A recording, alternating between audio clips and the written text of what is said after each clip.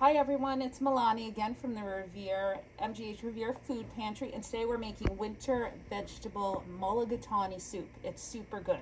So this is the start. You're going to saute your onions, carrots, right here in a nice hot pan. You can hear the sizzling, and the parsnips. We're going to get them in there, stir them around. We're going to add a little bit of salt and pepper, as much as you'd like, and remember you can always add some later. Stir all these until the onions look somewhat translucent. Next we're going to add a tablespoon of curry powder and a generous teaspoon of ground ginger. You can certainly use fresh. You're going to kind of stir it in there and let it cook for about 30 seconds to let those flavors develop. Once you've let the curry and the ginger develop, just a couple of, maybe like 30 seconds, we're going to add all of our apples and garlic. 4 cups of butternut squash. I bought this pre-cubed, but you can certainly cube it all up yourself. Make sure they're about the same size. And some chickpeas. These are a can of pre-cooked chickpeas. We're going to stir it around for maybe just a minute or 2.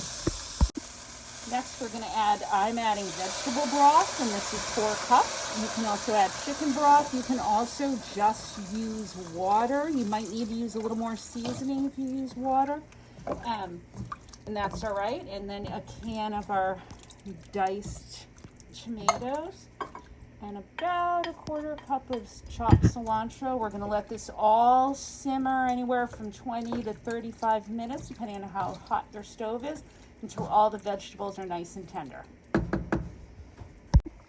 Once this comes to a nice vigorous boil, we're going to turn down our heat until it goes to a low simmer and cover, and you're going to cook until the vegetables and everything there is nice and tender.